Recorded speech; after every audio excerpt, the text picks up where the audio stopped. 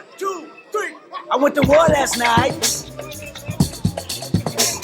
with a automatic weapon. Don't nobody call a medic. I'ma do it till I get it right. I went to war last night. I've been dealing with the pressure never.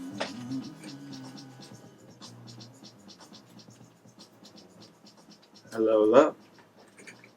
It's Change in the morning. Change the game. You already know who it is. Kid Change. Got guest star Russell Whittington, aka QP. What up, what up? It's the world premiere of Change the Game. It's all about hip hop, talking about the culture, talking about the current state of things. And today we're going to be focusing on Kendrick Lamar's album, To Pimp a Butterfly. Focusing on our favorite songs. And we got a little bit of a treat for you at the end. To start off, we're just going to talk about the whole, well, who we are first off. Name's Nicolas Matheus. I'm a UMBC student and English major, focusing with the English minor. Been doing music for about 4 years, whether it's rapping, recording, mixing, a little bit of everything. Trying to get into producing. First time dealing with radio ever. And I really hope all this is working right and hope everybody can hear everything. Other than that, I think the most important thing is to let people know that the focus of the show is to let them know that there is a community, whether it's hip-hop or music, just always around them, and that they should be able to feel free to use what is around them. Everything's at your disposal. You just got to look in the right places. There's a structure and there's a community, and it's all about networking and, just learn to show the love and spread the love. And as long as everybody's showing it and giving it, ain't no reason you can't get it back, right? That's definitely true. Definitely feel free to call us at the radio station or, hit me on Facebook, my email, nickmthekid@gmail.com, whatever, if you want to, have a home recording studio. And we have some studios on campus available to anybody as long as, they're talented, have something to show. Not something to prove necessarily, but, got some talent and something with substance. I'd definitely be interested in looking with you and figuring out what's good. Driving ambition.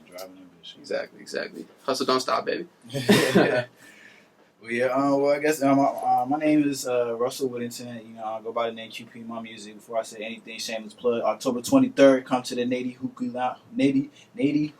Hookah Lounge in Georgia Avenue. I'll be there performing. Nick Change will be getting on stage as well. But anyway, back on to what I was saying. My name is Russell Whittington. I go by QP in my music. I've been doing music for about a while. I've been having since I was like 13. I love music. In school, I'm a sociology major. My dream is to, eventually be able to teach the young about the realities of the world. And some of the things like this show is going to be focused on, real life, real music. You get always real. Always. And I hope y'all enjoy what we're putting out. And this is our first time to world premiere. World premiere. So we get into the hang of things. Like I said, like Nick Change said, we got the phone number. Call in. If you have any criticism, anything you want to let us know. Anything you want to add for real. It's an open conversation, always an open discussion. All viewpoints are accepted here as long as you keep the ignorance where it's supposed to be, and that's nowhere near us. yeah, nothing ignorant over here. But if you want to give us that ignorant viewpoint, we'll definitely. We'll take it. We'll deconstruct it. We'll show you what's really good. Exactly. So starting off, we want to just talk about the general state of hip-hop, and we're not going to focus too much on, the whole aspect of it. There's not enough time in the world or the year to talk about that, right now. I think just to start off, we want to focus on the youth culture and what the youth are being shown and kind of portrayed on a daily basis, if not, but at least popular culture is entreating them to, just listen to and what they, if not look up to, what they think is cool, what they think is mainstream, what they think is, important in terms of becoming music and what music is supposed to be about. And start off, I think a very important thing, or at least relevant thing to talk about right now, is Slim Jesus. I don't know if you guys are familiar with Slim Jesus. Yeah, he's kind of like the white version of Chief Keef. And basically, if I were to quote some lines, it's just a paraphrase. Bust a gat in your bitch, pop a molly, blah blah blah blah blah blah blah blah. You know what I mean? Just shit that. Pop a molly, I'm sweating, woo. But this kid looks like he's all 15 years old. He's holding guns in the video. Don't get me wrong, the quality of the song and the quality of the video is pretty damn nice. There's nothing wrong with you doing your thing out there. And I must say, at the beginning of this video, they basically let you know, give you a warning. Hey, warning! All this is fake. With that, that's just like this how they start off the, and it's just like, wow. Yeah, hold I'm gonna, in the meantime, when we talk about this, I'm gonna see if I can find a video so you guys can actually hear what this kid sounds like. He almost sounds like Eminem, you know what I mean? But like, it's a whole other like realm of things, and man, it's pretty fucked up. Basically, I just don't understand what this whole focus is, especially when it comes to like the kids these days. They have no focus. Yeah, it's like, you know, like the whole point of music is to talk about like it's social commentary, also with like you know, a splash of individualism, and it can also be about fun. It can also be about partying. You know, music can be about anything for real. But when you're 16 years old and this is the type of shit you're looking up to, I'm just gonna play a little bit of it really quick. Boom, boom, boom, boom.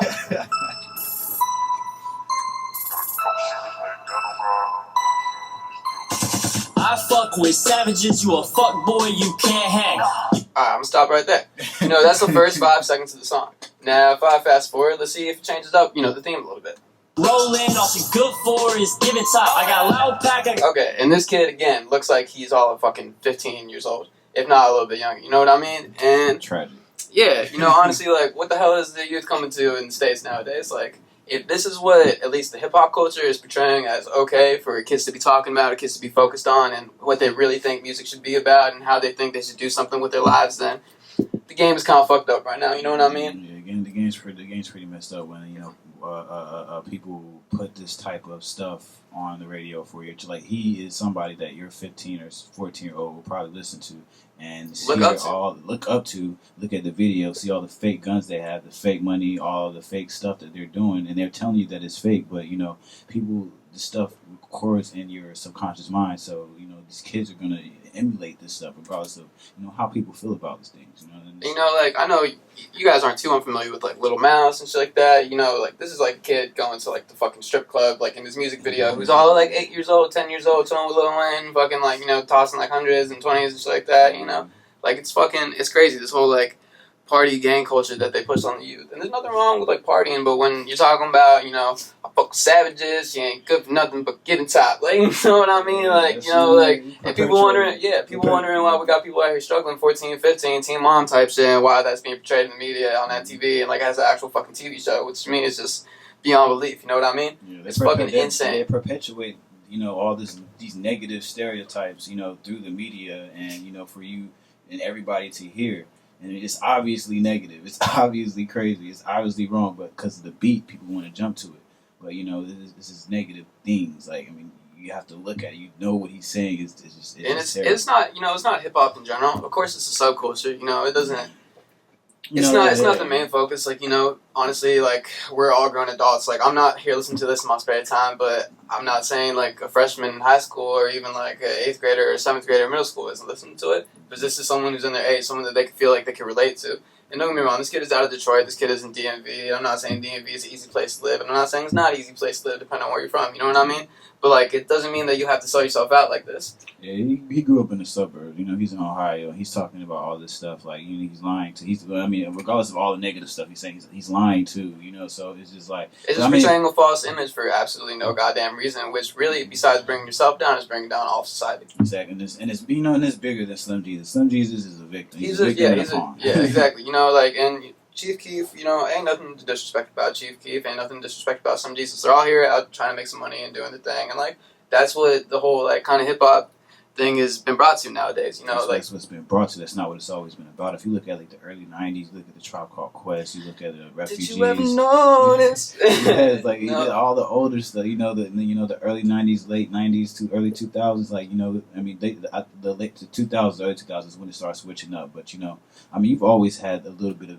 You know, a little bit of pop, a little bit of crank, you know what I mean? Like, DC Go-Go scene, you can't, like, say that, like, especially Fat Trail. Fat Trail will cover any genre from A to Z. He'll do the smoke thing, he'll do the pop thing, he'll do the trap thing, he'll do the real thing, he'll do the sad gangster violence thing. You know what I mean? Like, and it's cool when you got, like, versatility like that, but when out here talking about, like, you know, popping blickies, popping mollies, and then, like, you're older talking about this shit, and you got kids growing up, and they got, you know, older brothers, they got older siblings, they got parents, they got, you know, feel me? They see that shit. Like, they're not, you know, kids are the most influential things on the planet. You know what I mean? They are our future, and this is what we got them. If not looking up to, this is what we're exposing them to. You know, and we're okay with it. No one's saying nothing bad about it. Exactly. Nobody's saying anything. My little brother for instance, not to badmouth Chief Keef or anything, get your money, dude. But my little brother is My little brother is 15. At one point in time, that was his favorite rapper, Chief Keef, and I'd be like, listen to the stuff that he's saying. This is nothing to do with your life. And it's not relevant. It's not relevant. It's not helping anybody. Like, if you're not helping anybody with your music, then why are you doing it? I guess you're just doing it just to make money. But when you're just doing it just to make money, you're perpetuating greed as well. Like, the whole state of hip hop is like Nas said, hip hop is dead. A lot of people looked at him like he was a cynic, but he was actually speaking on some real stuff. He saw the culture dying and turning into what it is now. And you got people like Kendrick Lamar that's trying to bring it back. But we really don't have too many people that you can necessarily consider conscious rappers anymore. Like me, I do music all the time, go to shows and everything, and then everybody is on the same stuff. And I have been to one of his shows, man, where we were both supposed to perform, and a whole bunch of BS happened in between where they didn't reserve a spot, and I don't even want to talk about that too deeply. The main focal point of it is there's kids in there, jumping around, like, saying the same old shit, like, feel me, like, like, yeah, squad, like, bumping their heads and shit, and, like, saying that shit every 5 fucking seconds. And, like, jumping around on stage, just, like, crunking and shit like that. I don't even know what the kids call it these days, you know what I mean? Or the fuck disambiguation of that dance it is. And, like, they're jumping around doing nothing, and, like, you're just wondering why these kids got a spot reserved. Well, it's because not only did they sign up for this shit, they probably bought 20 tickets for themselves pre-sale, so it made it seem like, they were going to have a whole crowd coming. Really, it's just them kind of wasting money on themselves for a reason which has no, like, reasoning behind it. Wasting money and wasting time. And a waste of talent, like, these kids could be focusing, if they're interested in music and they want to do something with it, they could be focusing on actually developing style, actually developing some type of talent and substance. And that's the thing we're saying. Like, I don't want to badmouth. Yeah, I'm not bad. I don't want to badmouth Chief Keef. But what we're saying, we're not saying that these people are bad people or these people. These people are actually talented. Like, just like Nick Change just said, anybody's talented. Anybody's talented. It's all about how you use it. In the wrong ways, and you're perpetuating negative and evil things. Why would you want to degenerate yourself and degenerate the music community, thus degenerating society? You know what I mean? Yeah. Always propel, put yourself up. Hold others in a better light than you hold yourself, but hold yourself in the highest. Exactly. It's all about showing love all around, and, like, we're not saying there's nothing bad with this whole, like, trap, like, gangster kind of, like, affiliation that the youth have, like, kind of circled around music. I don't know. I feel that's bad. It's very bad. Yeah, all right, yeah. It's bad in some respects, and it's good in some respects. And the only way I really see it good is just that these kids are going out there and they're getting interested in music, and, like, it's not everybody's interested in music. Like, you don't have so much the creative types. You have people who are going out of their comfort zone and stuff like that. And, exploration and keeping yourself, like, on your toes and, always trying something new is very important, especially for a child developing. Exactly. But, like, this isn't music, you know what I mean? This isn't real music. This is nothing. So the fact that you're taking this serious enough to spend, $100 so you could perform at a place and make sure that you got that whole half an hour slot when really you're just saying, like, every song sounds the same. No one can hear you because, like, you just sound like you're fucking, like, muffled and, like, screaming and, like, jumping around on stage, and there's only, like, 6 words you're really saying and you're just repeating them every 10 seconds, you know what I mean? That's not music. I don't know what you think that is, but that's not even something people can dance to or party to or rock with. Yeah, you're stupid and it's ignorant. Your motive is just to try to make it, to try to make money, to try to get signed. If that's your motive if that's your motive to your passion is to make it and get signed, then your passion is... And I ain't gonna point no names out, but this is DMV. Like, we live in, at least Montgomery County. Like, right now we're in Baltimore County. But Montgomery County, we got a lot of, like, okay counties around here. And I'm not saying every place is the easiest. I'm not saying every place is the hardest, like I said, But these kids out here doing this shit, they're not gangbanging, so I don't understand why they're talking about gangbang. You know what I mean? Like, they don't know nothing about, they don't know nothing about living in the products. They don't know nothing about that. There's not, like, there's nothing. Whatever affiliation that life, there's nothing glorious about that. There's nothing good about that. I don't live that life. Nick's lived that life. There's people that have lived this life. I wouldn't even say I personally live that life, but I've been around that life. Like, I know, you know what I mean? Like, type shit. I got that life sitting right next to me right now, type shit. Like, we all know what it is. Like, feel me? Like, we're just growing and we've grown out of that. Like, yeah, I've been out there, and then it's paranoia. There's a lot of paranoia involved in that trap. Like, they call it trap music. It's everything. Challenge themselves, man. Challenge yourself. Why the fuck? I don't care about you sipping lean, getting drunk and doing PCP and popping mollies and doing lines of coke off of bitches' titties and shit like that. Like, I don't really care, man. Like, this whole drug culture evolved from the gang culture. Yeah. Like, there's always been gangbangers like that. People always talk about drinking and Sizzler, popping bottles of champagne, whatever. But now that it's evolved to this whole other thing where it's just like, don't get me wrong, Chance the Rapper, acid rap, go the fuck ahead, man. Like, that was some dope shit. You were talented as an artist. And I don't care if you're, like, at least you weren't sitting there perpetuating the use of LSD. You know what I mean? Like, you were sitting there talking about it, like your experience with it, and you were just making music off of it or whatever, you know, type shit. You're not sitting there like fucking like just talking about how much scissor you drink, shit like that, how much Molly you pop and shit like it's fucking stupid, yeah. It's fucking stupid. It's bad for your body, like shit like that. You know what I mean? Like, you wonder why all these new rappers look ugly as shit and looking at like fucking like, damn, like how long you been living in a cardboard box for, man? Like, you know, like because of all the drugs, like the drug culture is very, very heavily, you know, influenced the rap culture, and you know that's not good because, you know, it's sad, man. It's fucking sad. I mean, but it's just not the rap culture. It's just the music culture in general and how drugs play a heavy effect into it. But I mean, I don't know. I see different ways on a lot of things. You know, drugs. You know, that's just a word. You know, a lot of these things that we use into Adderall is a drug. Xanax is a drug. And them shit fuck with your brain chemistry. And by the time you're 40, 50 years old, you don't even know who you are anymore. Exactly. Cigarettes are as much a drug as anything else. You know, I don't really give a... You know, even like, I kind of see that as fucked up. I'm 3 weeks and 2 days not smoking cigarettes. And I've been smoking cigarettes. Yeah, thank you. I turned 22 September 3rd. I'm a 93 baby. 93 all day. Hustle. You know, it's good. But fucking... Yeah, I started smoking cigarettes when I was like 15, man.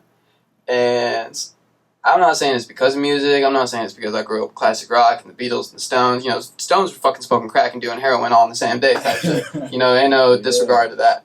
But I'm just saying, like, even cigarettes, man, like, that's mind control, that's drugs, that's all that money's going straight towards the government anyway, and all y'all are saying is like, fuck the government, you know, I'm trapping, hustling, well, why the fuck are you giving them this money, spending, you know, like, literally when it's taxed out the ass and it's made by the same people, you know what I mean, like, they're just sitting in their high chairs laughing at you. It's backwards hypocrisy, that's what it is, you know, it's hypocrisy without people even know that they're part of the system, like, empowering it, type shit, they're trying to degrade it, but at the same time, they're empowering it, and these kids are growing up with the most skewed, most fucking, like, just astray, like, viewpoints of ideology of how it really means to be an adult and evolve in society and be who you are and be what you're supposed to be and what individualism is. That's because, and that's like a big problem with that is dealing with the educational system. You know, the educational system and what media portrays. A lot of kids don't even pay attention to what's going to school because they rather go home and get on their iPhones and, you know, watch, you know, TV. You know, man, that shit is It's like all this stuff, you know, all this stuff is deterring us from realities. I was watching this thing about how, you know, they used to have mosques in Spain, and that mosque used to teach them everything. At the mosque, they would, you know, not just learn about spirituality, they would learn about everything from astrology, you know, astrology, you know, astronomy, cosmology, anything that was teaching you about yourself in the universe. Whereas today's educational system, what we learn is to make us a better part of society. So we can not to make us better society, individuals. But not to make us better people. Yeah. Or at least, like, know ourselves, you know what I mean? Yeah, to even know yourself. Today, people can, you know, 14-year-olds know what sex is, 14-year-olds know what drugs are, 14-year-olds, they know what everything is, but it's right there at the fingertips, you know, at the tip of their fingertips, on their phones, on their laptops, on the TVs, like, you know, Wi-Fi is everywhere. You go to fucking McDonald's or Starbucks, you got free Wi-Fi. And I know when I was 6 years old, I was at McDonald's with my folks, you know, family playing on, like, my mom's phone playing Snake or whatever, you know, type shit, you know, like, and now these kids have these iPhones, but they got Safari browsers, they got email, they got Instagram. I got fucking 12-year-old cousins, 10-year-old cousins with Instagrams. I don't even, like, don't get me wrong, I don't think there's nothing bad on there. I pray to God there ain't nothing bad on there, else I'm gonna have to slap somebody. But, like, you know, like, it's just the fact that they are so open and so, like, subject and so impressionable, it's absolutely fucking insane.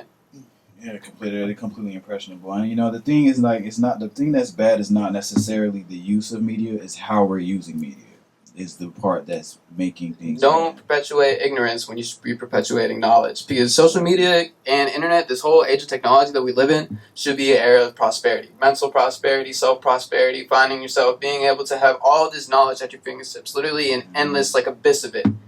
And instead of just, like, illuminating it, people are just falling into the abyss. People don't even look for this stuff. Like, it's out there, but people are not looking for it. That's the problem. Like, everything has to be recorded. That's another thing. Everything that's done has to be recorded. As far as, like, something big and, you know, like something like the Moors and the Spain. All this stuff has to be recorded. And the only way people will know is if they look for it. But they're supposed to teach it to you. They're supposed to at least let you know about true history and what's going on. But they're not, you know, and it's terrible. All right. Well, now that we focused on that and just kind of given our opinions on the general state of where hip hop stands right now, we're gonna move into our let's not call it an album review. Let's call it an open discussion, just kind of evaluation and personal thoughts about Kendrick Lamar's album, Pimp a Butterfly, which got released, I want to say maybe a couple months ago. It's been a while. It's been a while. Maybe like 6 months, 5 months, something like that. It's been a while. It's been, and still a dope album. So many people have already done like reviews. But this album is so. It's so groundbreaking. It's so groundbreaking. People don't understand. People are like, oh, J. Cole deserved that Grammy. You people are like, don't get me wrong. All these other rappers are doing their thing. I'm not hating on Forest Hill. Definitely not. That was a dope ass album. But Pimp a Butterfly, man. That was some, Kendrick is such a passionate artist, and you see it in how he performs. I don't know if you guys are familiar with what he did on the Ellen DeGeneres show with These Walls, or what he recently did on the Stephen Colbert show with his whole kind of, compilation of the album. That is... Brilliant. Yeah, he is, possessed by the power of music in these videos. You see it in his eyes. Sometimes he bucks so hard when that bass hits that you think his mind's about to break. Yeah, he really feels that shit. That is his life, and that is his death. Yeah, and it's beautiful how he does things. It's beautiful how, he uses his power to perpetuate positivity, to put out, real life music, right? And this guy's from Compton, he's from Compton. He could be of a whole nother type of avenue, but he, used his power for good, and I feel like as far as being the savior of hip hop and saving hip hop and bringing it back to where it needs to be, true, good, organic music, Kendrick Lamar is doing that. That's why we have, we have to focus on things like this. We have to put people like Kendrick Lamar. We have to, promote him, rather than promoting all the negative stuff. Just basing your music. Slim Jesus. Slim. Oh my God. His name is Slim Jesus. Slim Jesus. You're taking your name from Slim Shady and you're just completely destroying it. I hope Eminem makes a diss track against Slim Jesus. Oh my goodness, that would fucking make my life, young. This kid, oh my goodness, son. Hey, you don't know nothing about, woo. You talking about everything in your video fake. I'm gonna tell you some shit. Eminem went through some real shit. He don't be on that no more, but he was a pill popping motherfucking badass, young. I would not fuck with him or nobody in D12. Eminem fucking genius. Eminem's a fucking genius. And you want to know how you can really recognize that he's genius? It's because Dr. Dre picked him up. Mm-hmm. As much as Dr. Dre picked up Kendrick. So I think to start off, we're going to ease in with King Kunta, which we were playing before the show even started. I'm going to bring that back really quick. Just to, pick up the vibe real quick where we left off. Now with the gang, the whole world talking King Kunta. Everybody want to cut the legs off. Woo! All right. Just bear with us a moment.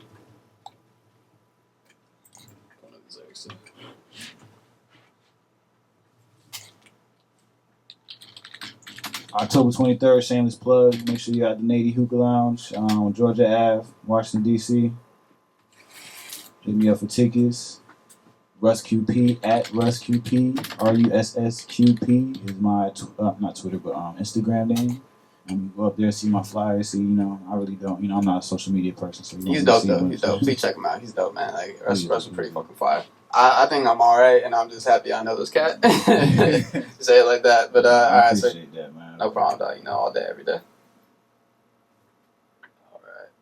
Why they wanna cut the legs off when you got the yams? What's the yams?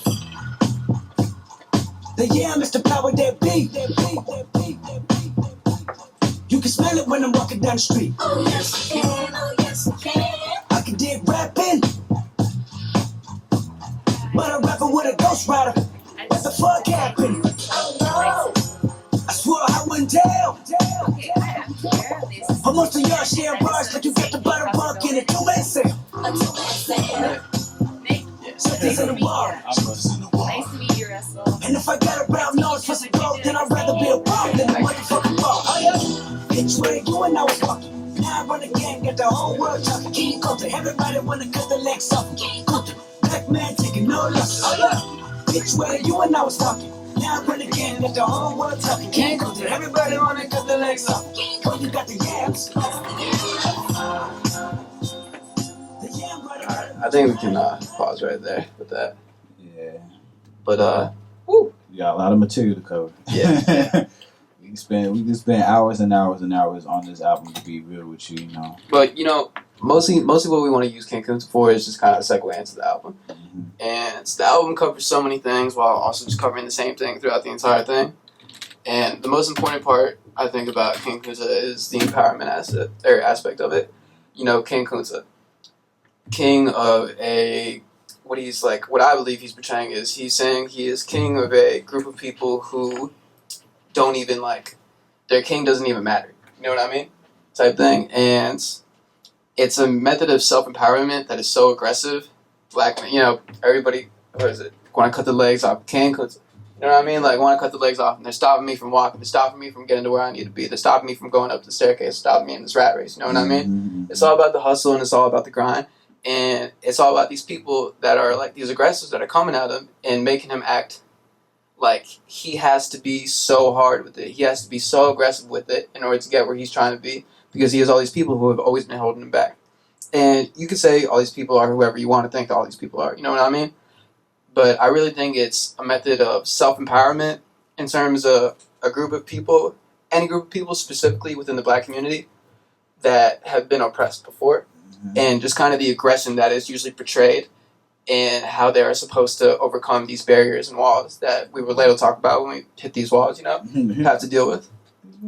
So, Russell, if you want to pick it up from right there. Yeah. I was, going into what he's saying is it is very self-empowerment to one of the things he's saying, King Kunta, one of the things about the black community, we try to, especially in the conscious community, refer to ourselves as kings and queens rather than niggas and bitches, you know what I'm saying? We don't want to perpetuate that whole stereotype. So when he's saying King Kunta, I'm King Kunta, look at me, said they try to cut the legs off him, just in the movie,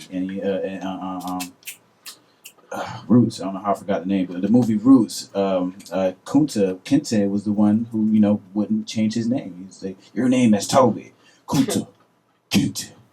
So he's trying to let you know, they're trying to cut my legs off. They're trying to keep me a slave, and I'm not going to let them do that. Trying to keep me where I am, keep me in place. Keep me I'm going to keep it moving. I'm going to keep it moving. I'm King Kunta. Everybody would have cut the legs off with Kunta. I'm still taking no losses. I'm not a slave. I'm going to keep going. You're going to make me a slave, but, you might cut my legs off, but, I'm going to keep it moving. It's kind of like being king of the poor, king of the slaves, king of the rat race, king of the underworld. Yeah. And moving from that, we have, I, which is another realms of self-empowerment. Now, then again on the album, I believe you come first, and then it's I. Mm-hmm. But, that's how Kendrick Lamar unravels it, and we're just talking about it. So I think we're going to go from I to you. And from King Kunta to I, we have, I'm going to play a little snippet of it right here, too. The music video is a little bit different, but I think we can still finagle it.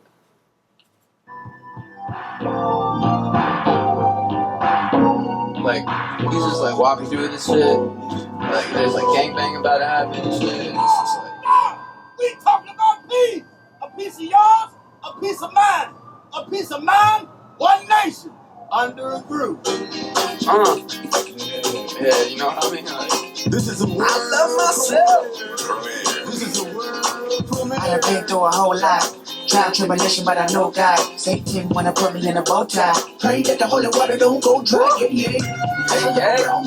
So many motherfuckers wanna down me, but they gon' never down me. In front of a dirty double mirror, they found me. And I love myself. The world is a ghetto, big numbers and take it right. I love myself. But they can do what they want whenever they want. I love myself. You said I gotta get up and I just want to suicide. I love myself. Everybody look. Alright, so pretty straightforward. From that aggressive kind of King Kunta aspect of it, this is the other realm. This is that kind of, at least to me, what I believe this is he's a Gemini, as me and Russell kind of spoke up till 6 a.m. last night about, Gemini being the twins, as Russell broke it down to me, two different sides of the same story is how you look at it. Astrology. Yeah.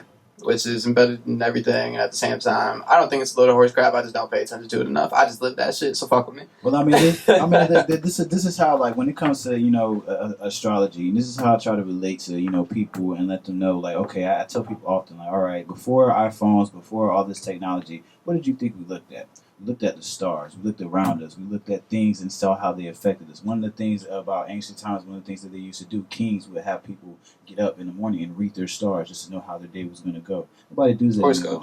Horoscopes, yep. There's ambiguation, obviously, but same shit. It's very ambiguous, but it's a lot. There's a lot more to it. We're saying all that just to say, with Kendrick Lamar being a Gemini, there's two sides to him. He has the I side and he has the you side. He talks about the I. One thing about this song, I. He says, I love myself. Just think, if you got up in the morning every day and looked at the mirror and just screamed, I love myself. You know what I'm saying? Like, it's empowering. Everybody lack confidence. Like, you know, like, confidence. Yeah, and like, it's a whole another spectrum from that aggressive side. You know, two sides of the same story. King Kunta, black man, you know, trying to like, everybody trying to hold him back and depress him, but he's got it. Fuck it, you know, I'm King Kunta, you know. Everybody trying to cut the legs off me, but I'm still here. I'm doing my thing and I'm shining. This is, I love myself. This is, you know, everybody lack confidence. Like, you know, like, this is like, hey, y'all are holding yourself back and I'm just here doing my damn thing because I love myself that much. You know what I mean? Like, I don't have to be aggressive with it. I just love myself so much that life is beautiful and I know I can be beautiful, like, just by being me, you know, just by doing the damn thing. And he's also saying, like, I mean, the fact that he makes a song called I Love Myself, you know, that's also, groundbreaking, you know, like, it's needed. You know, it's needed. Like, you know, like the hip-hop and in life, you know what I mean? Music is supposed to push you up. Music's supposed to make you, you know, feel good about shit. Music's supposed to be like a way for you to not, at least, like, not deal with emotions, but, you know, like, feel emotions and just, like, it's so hard to find something these days that just makes you feel genuinely happy and, you know, self-righteous.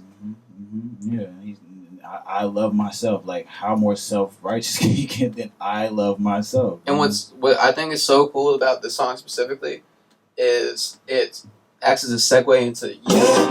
Whoa, excuse me. There's this one part where he's talking about, where in the music video he's hanging out the window of a car. And he's like, I went to war last night, and just bear with me while I find that shit. I think it's about right here. Let me see. There we go. Breakdown so ill. I went to war last night. With a heart medic weapon, don't nobody call a medic. I'ma do it till I get it right. I went to war last night. I've been dealing with depression ever since I adolescent. I can never hear the blessing. I can never see the message. I can never take the lead. I can never rub and weed from a negative. I let it never annihilate me. And it's not in the moment that I'm really on speed. From I'm running to a better, lay my body in the street. Keep my money in the ceiling, and I'm moving on free. Give my story to the children and the lesson they can read. And the glory to the feeling that I'm already unseen. Seen enough, make a motherfucker scream. I love myself.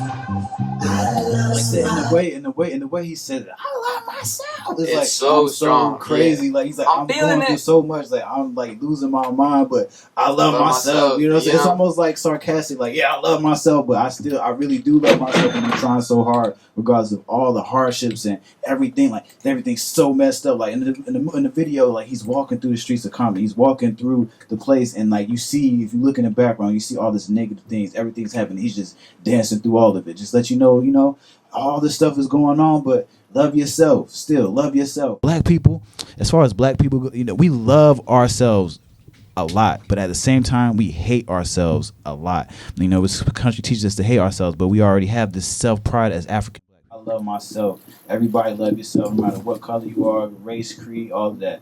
Love yourself. Love your culture. Know your culture. American culture is barely culture, so know what your culture is past that. And now we're moving into you.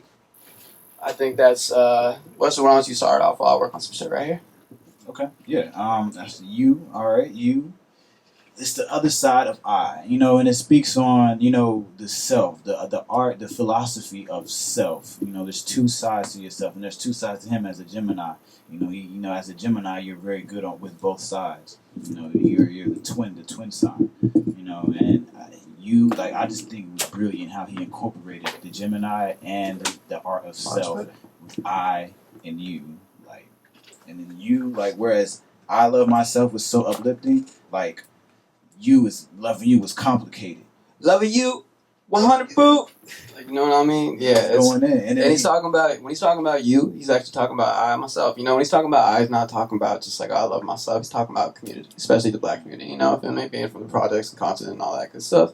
Not good stuff, but you know what I mean? Yeah. And here's a little snippet of the song right here. Let's see what we got going. Very aggressive start. Myself screaming in the hoops, help me.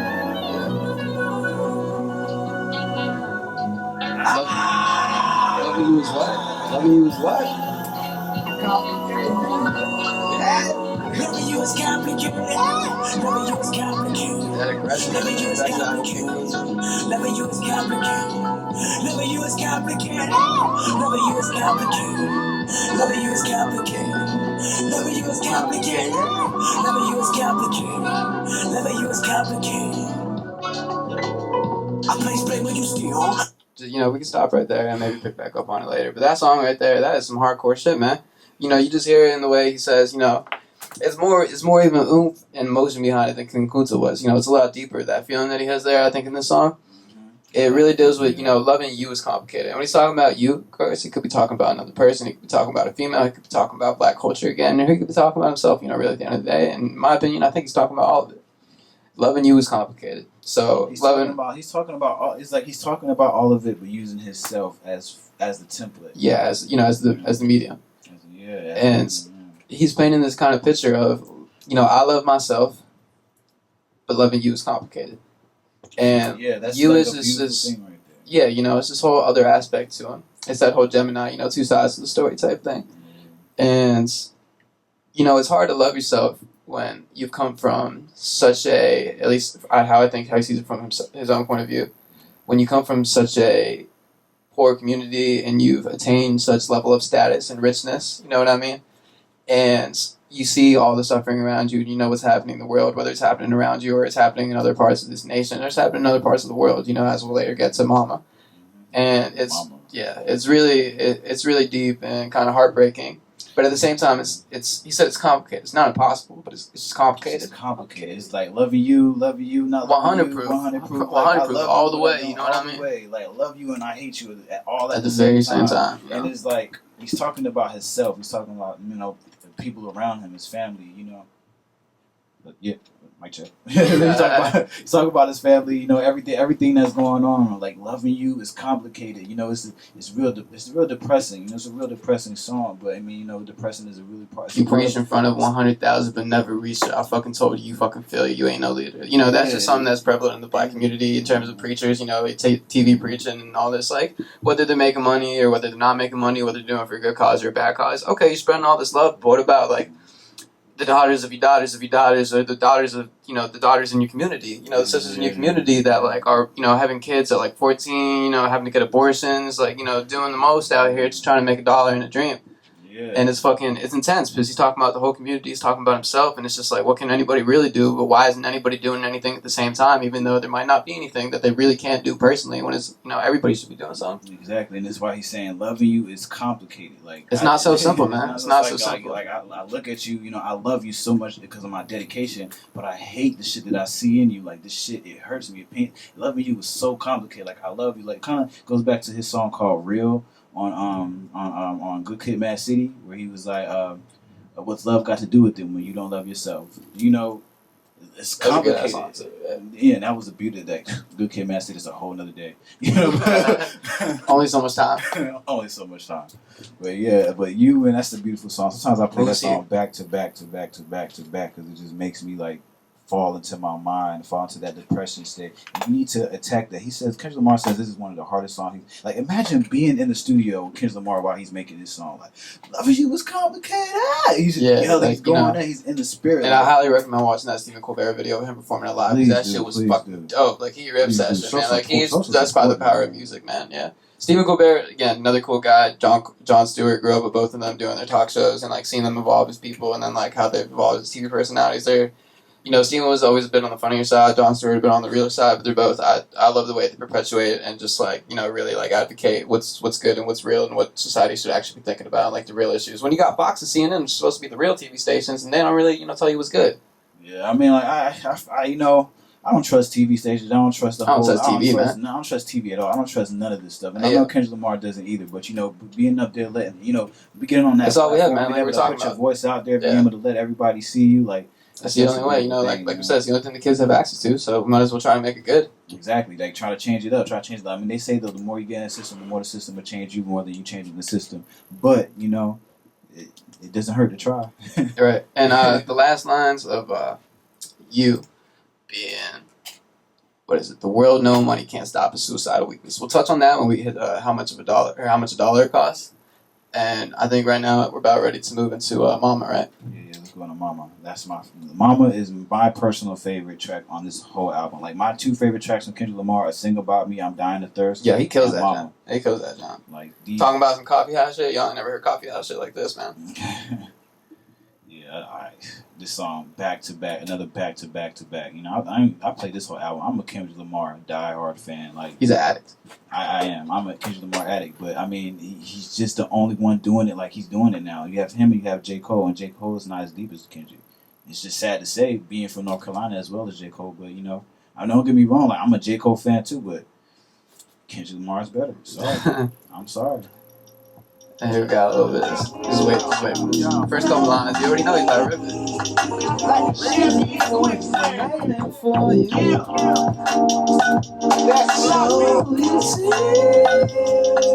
This feeling is unmatched. This feeling is brought to you by adrenaline and good rap. Black penalty, bar cap. West. We don't share the same synonym, far back. West. Been in it before internet had new acts. Mimicking radio's nemesis made me whack. My innocence limited, the experience lacked. 10 of us with no tentative tactic that cracked. The mind of a literate writer, but I did it in fact. You admitted it once I submitted it, wrapped in plastic. Remember scribbling, scratching, diligent sentences backwards, visiting freestyle ciphers for your reaction. Now I can live in this stadium, pack it the fastest. Gambling, Benjamin benefit, sending in traffic, spinning women in cartwheels, linen fabric on fashion, winning in every decision. Kendrick gets mastered and mastered it, isn't it? Lovely how menaces turn attraction, pivoting rappers finish a fraction while writing blue magic. Thank God for rap. I would say it got me a pack, but what's better than that? The fact it brought me back home.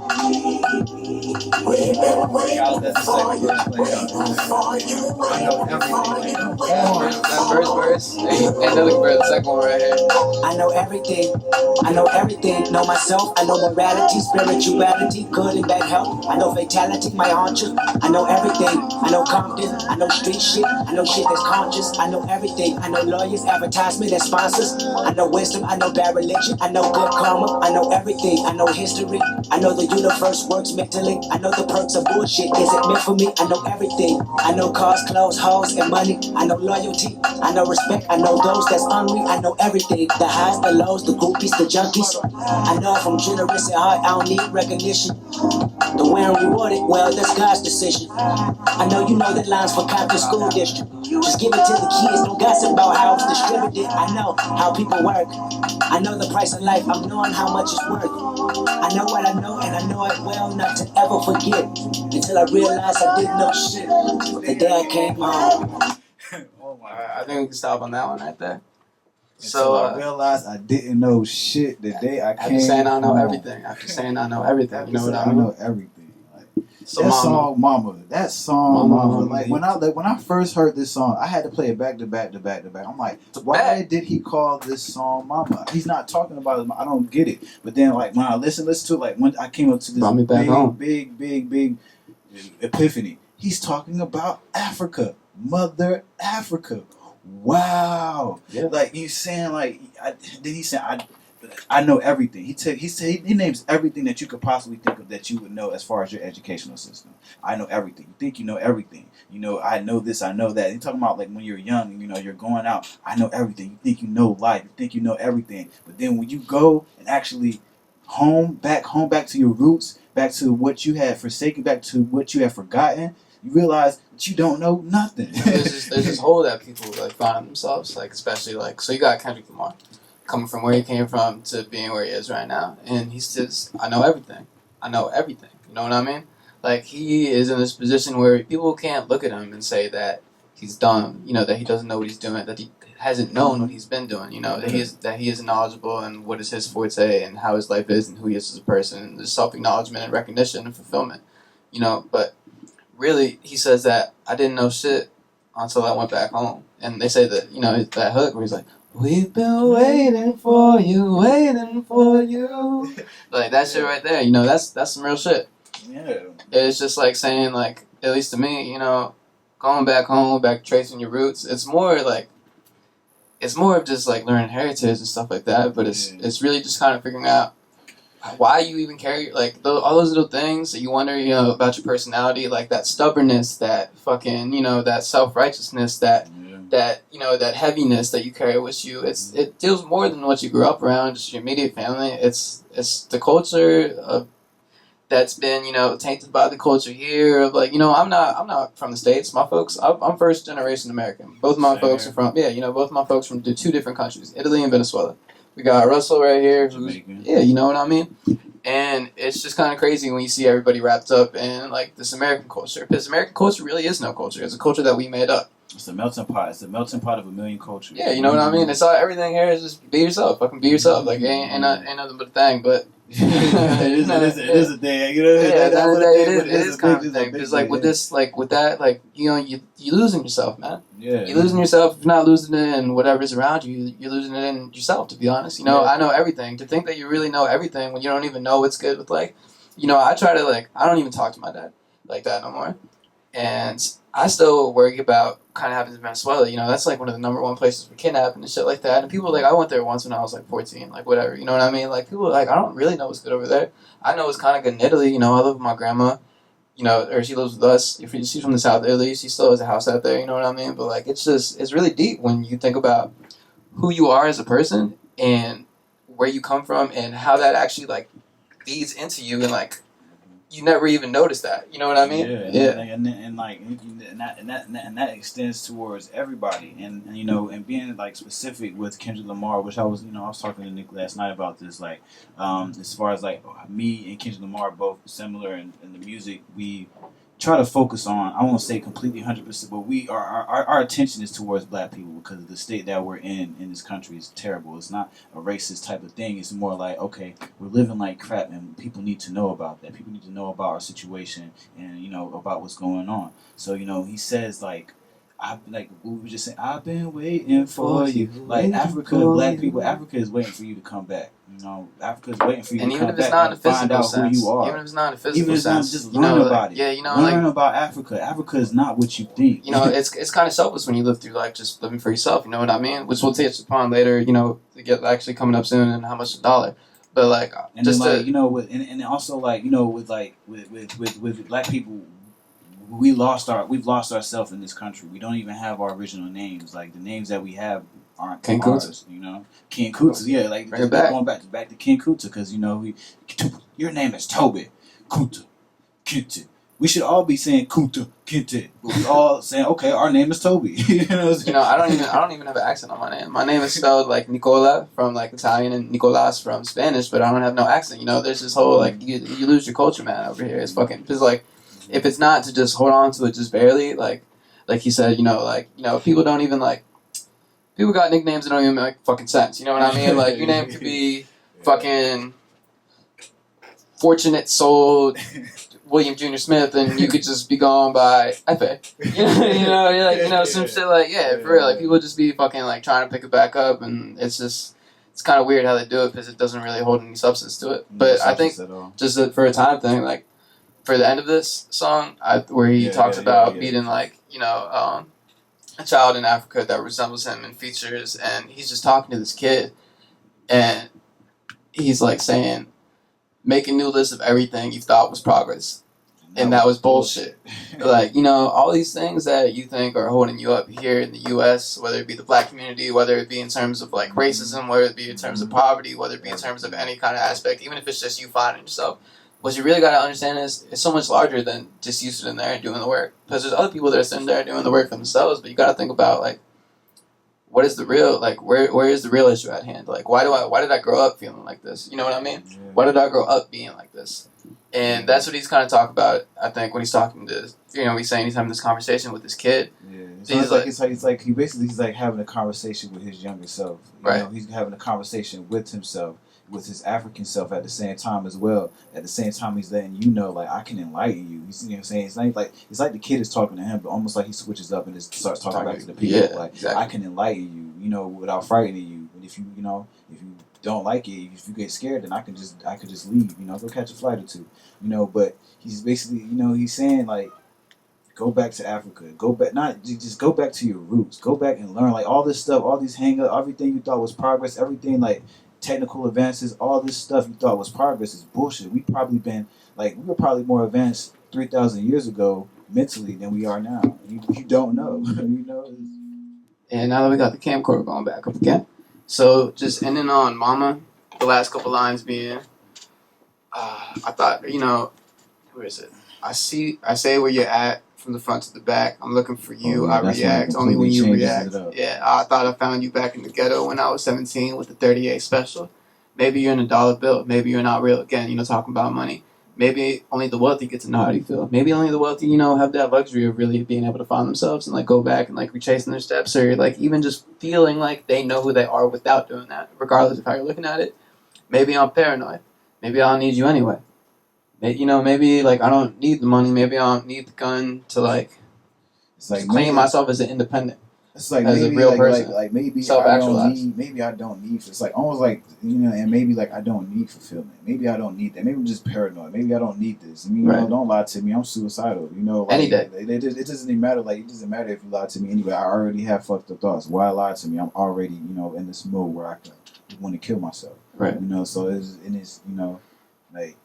I think that's the whole that main last part makes it talk about like fulfillment. Like maybe you only like I thought I found fulfillment when I was looking at guns, when I was infatuated with guns. But really, fulfillment only comes from knowing yourself, and knowing yourself, you can only know yourself so deep when it's selfish like that. Yeah. Self-actualization is deals with the whole society and like more of like an ethereal, like kind of like coming together of everybody and everything around you. It's a culmination of things. Yeah.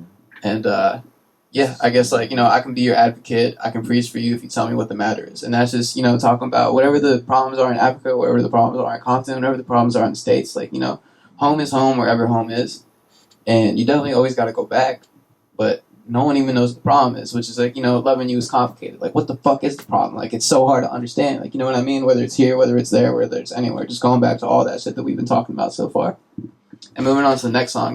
Maybe only the wealthy get to know how you feel. How much a dollar? How much a dollar costs? Like, tell you how much a dollar costs. That one is just. This song was so deep. It took me a while to actually wrap my mind around. The premise is he's talking to a homeless guy who's asking for money, Yeah. and he's basically just kind of angry that this guy's asking for money, and he knows it's gonna go towards crack or doing some type of drugs or whatever. You know what I mean? Contributed money for his pipe. I couldn't see it. Told him beat it. Like, no, I'm not about to give you no money. Like, and then living in Maryland, living in the DMV area, we see so much homelessness. Yeah, so it really speaks to really listen. I think people should really listen. People to ignore that. It's they're the unseen. It's like going to India and that there's that caste where nobody the untouchables. You know what I mean? Like no one pays attention to them. No one even wants to deal with them. People here on the East Coast, everything moves so quick. Like even if you're a normal person dressed up in a suit, handing out a flyer, people aren't even going to stop and make eye contact with you when you're out there calling out their name, like trying to tell them something. So you're going out there trying to ask for money, like they don't respect you, and they're not even going to look at you. Like the other day, I was on the train, and this guy was going around saying like "Assalamu alaikum," I just got out of prison. I just need a little bit of money. I'm just trying to eat. Like, and then like this is a train full of people. Nobody gave him anything. And I'm sitting there like I got my hoodie on. I just got off work. He didn't ask me for nothing. Like he didn't even make eye contact, but he was making eye contact with everybody else. And I looked at him and I said like, man, I pulled like $2 out of my pocket. And I was like, yo, this is all I got. But here, he was like, I wasn't even asking you for money, but thanks. And I was like, nah, you good, bro. Nobody gave him money though, and that just.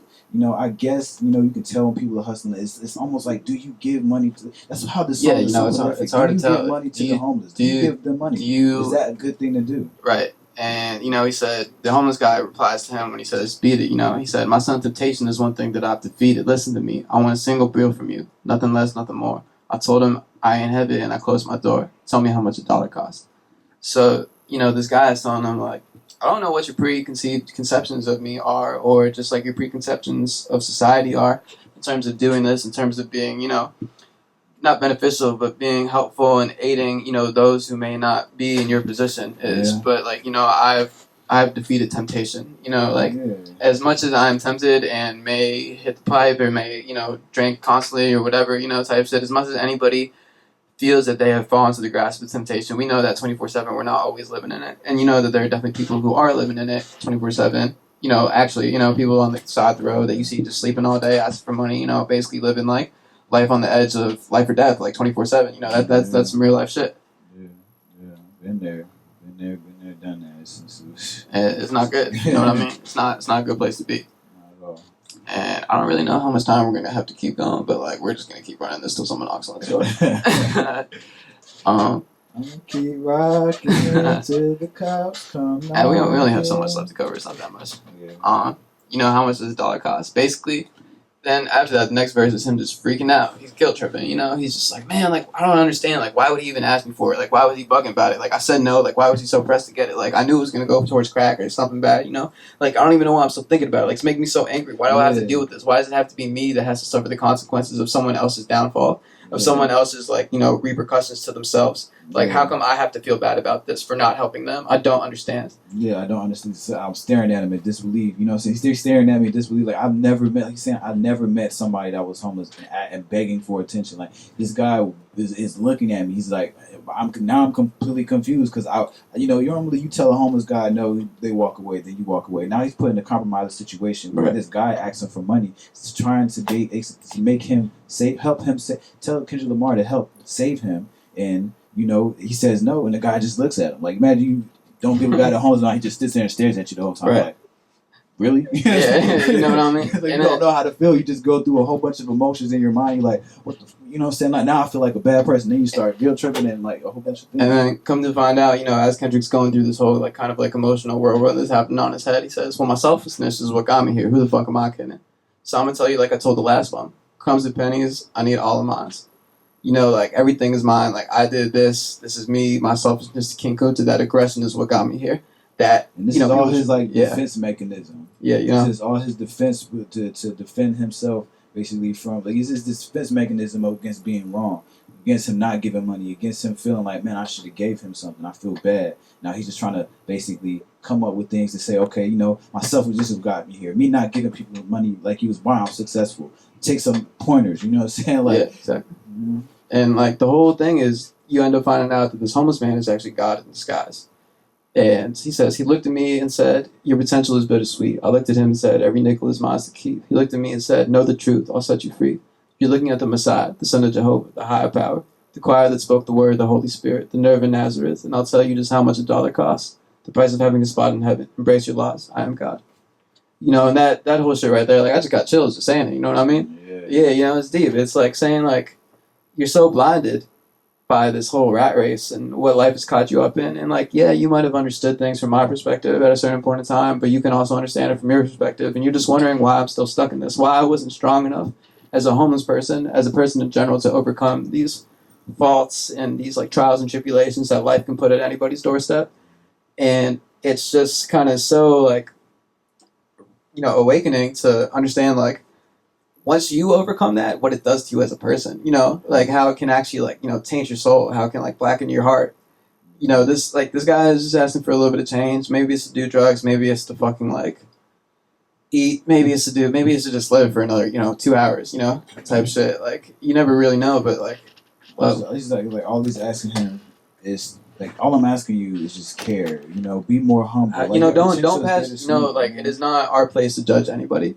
It's only in the eyes of the creator. And you know, you don't have to be a religious man to do that. You can think it's in the eyes of the universe. It's not our place to judge anybody for who they are, you know, but like if you have the means to help, whether you're helping to empower or, you know, you just got to hope at the end of the day. It's all about faith in humanity. Faith in humanity, yeah, you know, and that's, help your fellow man. If you help the next man to rise, then we can all be prosperous. You know, maybe that man, maybe his original intent was to spend it on crack. Maybe it was to spend it on booze. But what if he like has a change of heart because you're sitting there and you decide to have this whole talk with him, and instead of like wasting his time and giving him $1, you know, you take him to the store and make sure he eats and just watch him. Yeah, you know, he's a rapper. Kendrick could have just took this guy into fucking his house and just said, hey, live with me. And, you know, done something like that. But obviously it's not how it goes. So the whole thing is how much $1 costs. And it's obviously like, you know, people who are rich and like, you know, they get so blinded by money and it just really fucks with them like internally, emotionally, and mentally.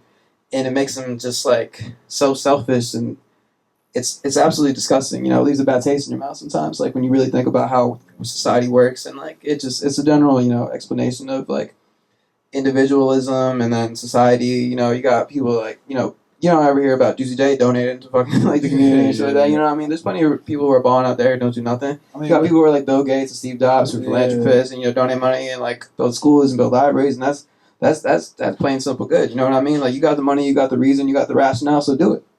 I mean, I think, like, you know, I mean, just looking like the king, the best king is the king that lived among the people and lived like the people, you know, but with the, you know, how much $1 costs, like, the basic premise of, like, this whole song seems to be is money is the root of all evil.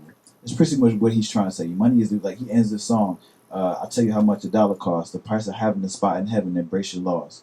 Like $1, how much? Like you have to buy your way into heaven, pretty much. Which is deep. Yeah, you know, that's like, deep. That's how much $1 costs. That's heaven on earth. Yeah. That's heaven on earth. That's what you have to do. And it's like your money, and then like, money is the way to heaven, but money is not the way to heaven. It's not. Money ain't jack. Money ain't jack. Money ain't jack. If the people around you don't have money. Money holds no value. It's not even real. All these things that we have, everything can be operated without money. You don't put money into things to make them work. Compassion is currency. Money is madness. For real. True.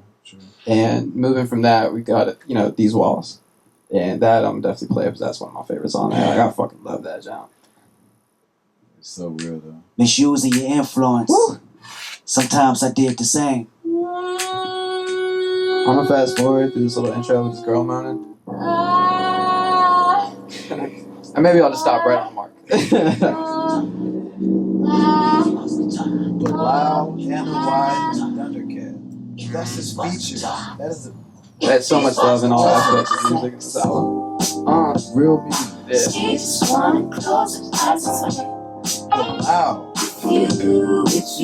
loud. It's so loud. Everybody knows about what I mean. It's so brilliant. That's brilliant. It's true. Oh, Lord. Shout out to the birthday girl. Say hey, Yeah, tell me if it's... Oh, girl. Everyone deserves a night to play. When you tell them if those walls are torn, Yeah. I can feel your rain. So happy that I was on the I love it when I'm ready. I love it when I'm ready. They tell me to swim good. No boat, I float better than he would. No life jacket, I'm not the God in Nazareth. But your blood can be misunderstood. Water telling me that I can be the someone that's living in just I want everybody on this track. Thundercat, it's like, just play music 24/7. It's not just my life, man. Exclamation, you tell me your pink, color coordinate. I interrogate, every wicked crack. I mean, it's still amazing. Before they couldn't stand me. These bars wanna cry tears. These bars happier when I'm near. These bars never can hold up. Every time I come around, they make the shit go. If these bars be torn, Alright. Like that joint right there.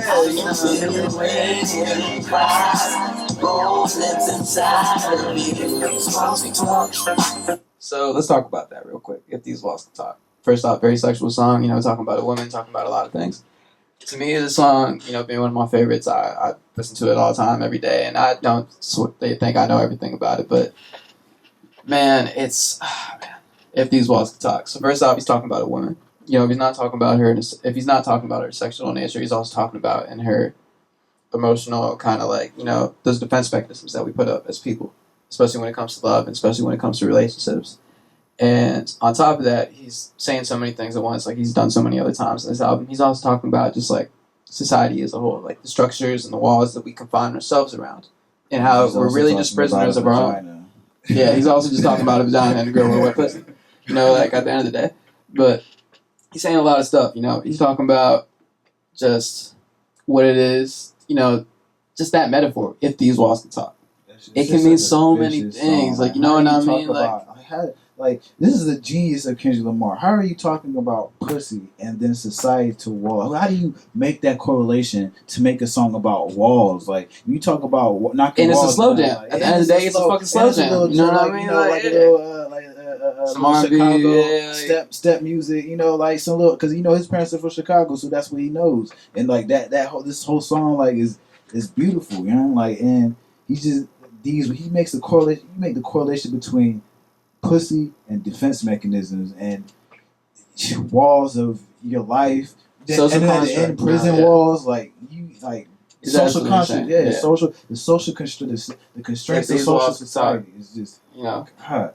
And it's just like, not only he's talking about just kind of like, I think the over sexualization of women and popular culture today, you know what I mean, and how it's also used as a means of empowerment, but at the end of the day, it could also be looked at as that empowerment is sort of like false founded in deep in a root of like that's just embedded in false insecurity or false security and insecurity, and it just shows like, you don't gotta act like this, you don't gotta act like that. Everybody out here is just looking for a normal person. Just because like it's portrayed in media in a certain manner and a certain light doesn't mean it's actually true. It doesn't mean you actually have to worry about it. Just because people are talking like this doesn't mean a real person with real thoughts and real inhibitions and like a real mind, like someone who is themselves like genuinely. Yeah, and that's like that's doesn't think like that's, that. and that's what he's actually saying. Like he, as a person, sees himself as somebody who thinks like that, genuinely and real. And he's as and like he's saying, not just if from a you female listen to my perspective. music, Yeah. I can break those walls of your mind. It's like what he's trying to say. You're like, not just talking about girls have. and females. You're talking about just being a genuine person. Like towards the end, Rosa broke it down to me last night how he's talking about this guy who's in jail killed one of his best friends and how he's a dumb criminal, got indicted for life. Killed his best friend the same night. All this shit, and he's confined himself in this 4-wall cell. Excuse me, and how it's he did it to himself. You know what I mean? It's self-confinement, self-imprisonment. Self-imprisonment. And Kendrick's talking about later on at the album, which I didn't even notice, like saying that I obviously don't know everything about the song. Thank God Russell's here helping me, pick it up when I start dropping it. But it's like, he's talking about how he's fucking this guy's like girl while he's in jail. You know what I mean? So it's like he's saying like, hey, like while you're in jail, empower yourself, read the Bible, do anything you can to release yourself from the prison that is in your mind, that is also a representation physically of around you. You know what I mean? Because that mental image of how you've trapped yourself is what got you here in the first place. And I don't want you there. I don't want anybody in society there. Like, I don't want anybody feeling so restrained that they can't be themselves and have to do this, that, and the third and end up in this terrible spot. And then it's like, I'm fucking your bitch at the same time. Like King Kunta, that whole like double-sided. Like, I'm fucking your bitch. Yeah, my boy and I'm fucking your bitch.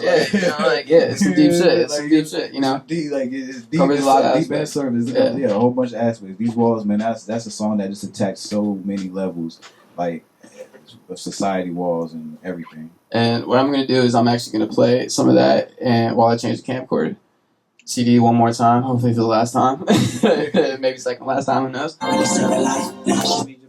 Alright, one more song. Very simple conclusion to the entire album. Beautiful song, by the way. I really love it. Complexion. James Young beer. A lot of people don't know about this song, Complexion. Man, yeah, people slept. I honestly slept on it when I first, listened to the album too. It's a beautiful song. I really love it. There's just that one line. Beat Rock, a lot of people don't even know about like Beat Rock. Yeah, you don't know about Beat Rock, man. You should go home. Go home and take a seat and think about what you've done. That's him saying it's a Zulu love. Like people probably nobody even knows that. Like the samples on this album is just fucking insane, crazy. Yeah. Beat Rock. This is what happens when you give an artist full, leeway to do whatever the fuck they want. This is what happens when you have an artist actually making art. And cares. It's like, it's an art form, not just art, you know what I mean? Like, type shit. Fucking, I'll give you a whole preview of this, yeah. I'm with this complexion. Two steps. Complexion don't mean. In this first verse, man, like, fucking, oh my goodness, I love it. Ooh, complexion. Two steps. It all feels the same. It's a Zulu Dark is the midnight hour, bright is the morning sun. Give a fuck about your complexion, I know what the German's done. Sneak this in. Sneak me through the back window, I'm a good field nigga. I made a flower for you by the kind, just chill with you. You know I go the distance, you know I'm 10 toes down, even if that's a listen. Cover your ears, he about to mention complexion. Two steps. Complexion don't mean a thing. It's a Zulu love.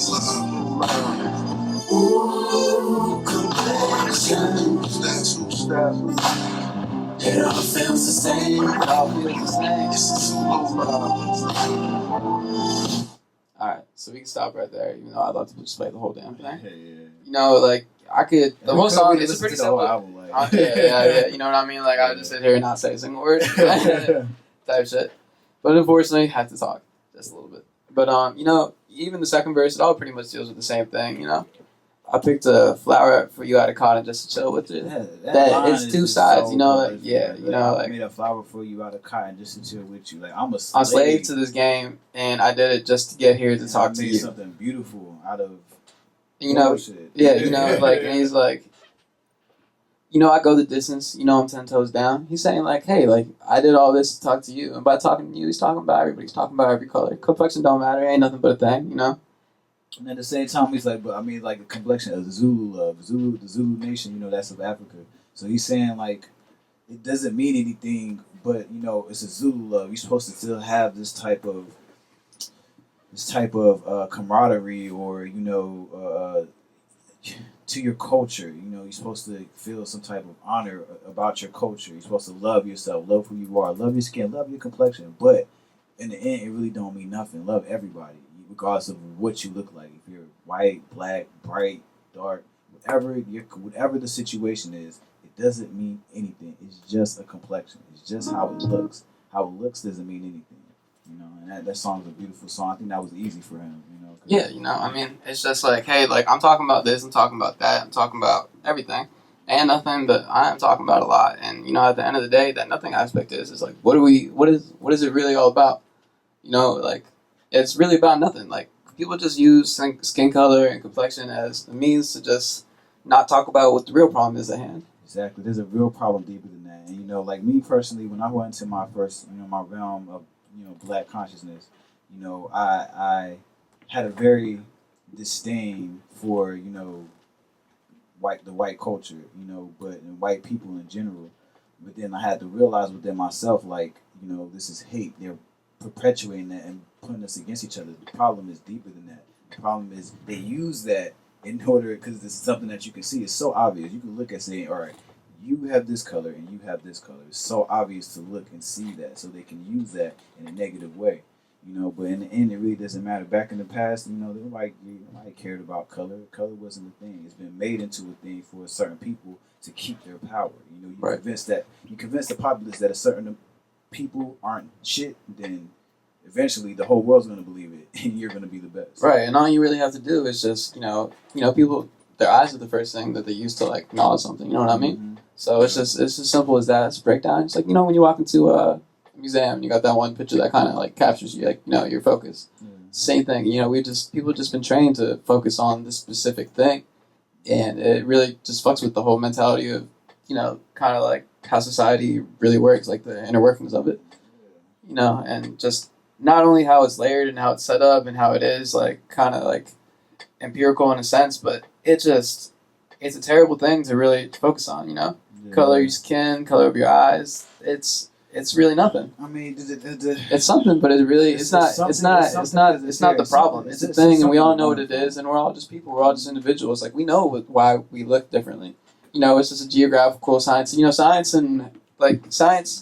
over the course of history can break it down to 1 million times over and over and over, but you're still going to get people who just refuse, like, to understand, you know what I mean? I mean, it doesn't make people are people, and your skin color has nothing to do with that. Does it make you more inferior or less inferior? Does it have anything It's kind of fucked up. You know, we have a black president who's light-skinned, who people were arguing about birth papers, and out of all places, yeah, of course, like, I know he's originally from the inner city, but he grew up in Hawaii. You know what I mean? Like, why was it, like, why did this man have to do the most? Or why does our president have the most ridiculous, like, confusing, like, just intricate background? And in my opinion, like, at least where the U.S. was at that certain point in time, I don't know about right now, but, like, I think that's the only way for us, like, we were ever going to have a black president at that point in time, was to just, like, almost not confuse society, but, like, not make them look at him as they would look at someone else of the same complexion. You know what I mean? Yeah, you know, like, something about him set him apart, like, in terms of society's eyes. And it's just kind of, like, fucked up that people had to think like that in order for us to have a president of a different skin color. Yeah, I mean, like, but, you know, that's just... It is what it is. It is what it is. Like, and that's what Kendrick's saying, you know, it is what it is, and it's all about just... That's what he's saying throughout the entire album, you know what I mean? Like, to Pimp a Butterfly. Pimp a Butterfly. You can't judge somebody by the color of their skin. You can judge it by the content of their character. Exactly. You know, and that's a very true thing. And all people are beautiful. Pimp a Butterfly, you know what I mean? All people are beautiful, so why would you take It's a beautiful aspect of humanity and just being a human being and being alive and being well and being happy and turning it to something so ugly based on complexion or based on whatever it is, whatever type of hate that it is being perpetuated in this society in today's age. It's all about, in the end, what it comes to, what it brings into fruition, all this hate that they've conjured up. What can come from that? What can come from them making all this hate? And, they've been very prosperous from it. There's Too prosperous. So the fact that, what does $1 cost? You know what I mean? You know what I mean? Yeah, you know what I mean? Yeah. All right. Well, I think that was a good wrap up. Russell, you got any more further comments about the album? No, I mean, as far as, just to say, just to finish it off, The Pimp a Butterfly, by Kendrick Lamar is definitely a classic. Good Kid, Mad City was a classic. OD was a classic. Section 80. Section 80 was a classic. Kendrick Lamar is just He is a classic. He is a living legend. He is a legend. He is something that he is. See, he is Mozart. Like I said, this is what this is what Young Beethoven. Yeah, this is what when I don't know if y'all see whoever has seen this, but when Kanye West went against Sway. And he was mad at Sway. He was just, you don't got the answers. You don't got the answers, Sway. You don't have the answers. You know what I'm saying? But everybody think, Kanye West is crazy as hell. But he had a point, though. You know what I'm saying? Like, I am Mozart.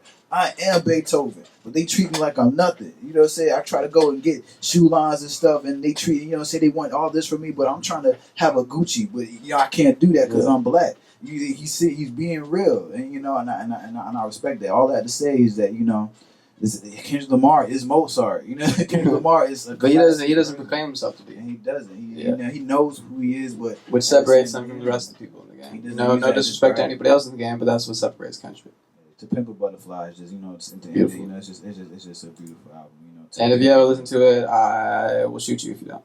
I'd not highly recommend. I will kill you if you don't. But real quick, the little surprise I was talking about was we have no practice whatsoever doing this, and we're just gonna freestyle really quick over some shit that my homie showed me last night. So I don't really know how this is gonna go about, but it's gonna happen. It's gonna happen. Got about, I think, 5 minutes left on the camcorder. If this thing ever decides to load. I'm falling and I can't turn back. What? Okay. Let me make sure we got. That seems decent right there. Hope y'all can hear everything. Hopefully it doesn't come out motherfucker too fucked up.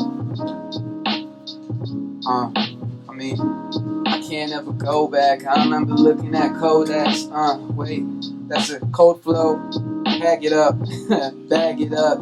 I remember when they told me I had to brand it up. Really, I don't want no logos. Fear missing out, that's FOMO, I'm just trying to fill my portfolio so all of my people can do this shit without dealing with polos and dealing with all this shit that they so concerned about. Man, I don't even know what my soul is burning about, but I just keep turning around and still can't go back. No, I still can't go back. No, I still can't go back. So we brought that flow back to a 2-room shack with a couple cool cats smoking cool, smoking bad shit. It's just that boom, boom, back. Pick it up from the soul, yeah, it's R&B, a little jazzy, a razzmatazz, so spectacular how he must spaz. I don't know, it's blue magic like K. Dot said, it's so tragic, just a soul addict, Soul addict. Flowmatic. Flowmatic, stillmatic, like Nas, and I'm back at it. The beat's about to change, so I'm gonna chill for a second. Just 1 second, Just 1 second, give you a little bit of interlude. Yeah, man, shameless plug, October 23rd, come to see me at the Natty Hoover Lounge. Nick Chains will be getting on stage with me. It'll be a beautiful thing, man. We got a lot of ambition over here. This motherfucker get lucky with all the crap songs.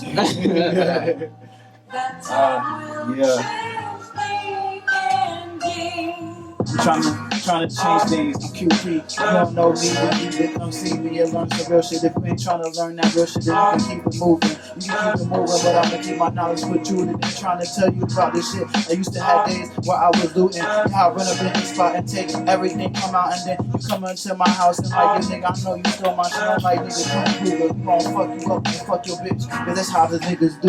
It's kinda messed up, but that's perpetuating. Nigga, this road, you go tight to the black community, but in the black community. It's like shooter you and shooter me, like who was you and who was me. And it's so messed up. And I'm just trying to tell everybody about it. Trying to keep my mind up. I'm trying to keep my bread up. But it's so hard to do that. And keep your bread up and step up in this society. American, they don't like me, so they come to vibe by me. And I'm just trying to fly. I get high, I smoke weed, and that's just me. If you don't know me, you come to know me, get to know me, get to know me. Yeah, I'm in DC, but I'm from NC, and that's real shit. That's real shit. Yeah. TP. Yeah. TP. Nick Chains. Alright, let's see what the next one we got is.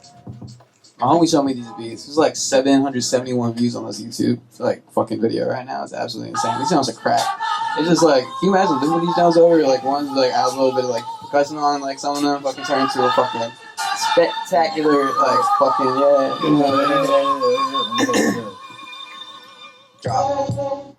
drop to the tip top, like drip drop, like I think he left the sink on, like you smell that? Like man, it's hard to get this stink off, sweating, perspiring, man, these words so inspiring. Is this your demise? I don't know, but I'm trying to reach their minds, cause really they all confined inside, and it's hard to hide the feeling, the moment which I'm really trying to be at here, outspoken, young boy too golden, so I'm at it just flowing. None of this was rolling, it's straight off the mental. This shit is instrumental, detrimental, and he tried to fucking, mental, fucking, I'm fucking up the tempo, fucking up the lyrics, they hear it in the spirit, and really, it's hard enough for me to even bust, for me to even blow, for me to even glow. Alright. I'm trying to glow.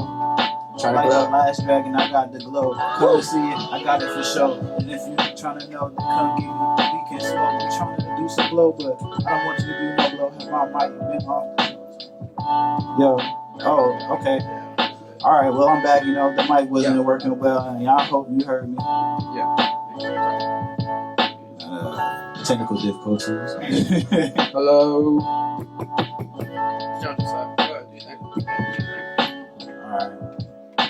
Alright. Well, we down on one mic like Nas. Real shit. Past the stars. That's why I try to look. Astrology, I try to master that. If you don't see me trying to master that, then you ain't back at back. I ain't no backpack rapper. Even though he said that last night when I was in the studio, I'm like, you don't know me, yo. I'm just speaking real shit. Revolution, resolution. If we need a resolution like Aaliyah, she fell down in that plane and that's some sad shit. Why everybody gotta die early when they black shit? I don't like that shit. Yeah, some shit, some real shit. Lost a couple niggas in this life and that's some real shit. I don't like how shit is going. And so right now I'm just flowing, yeah. Maybe I'm just flowing my life away like Jay said. If I ain't doing shit, then I hope that I don't lay dead. And lay dead in the projects. I seen a lot of shit. Niggas getting shot at and niggas getting locked up. And I don't really like getting locked up. I've been in cells before and they looked at me like, nigga, yeah, what the fuck you doing here?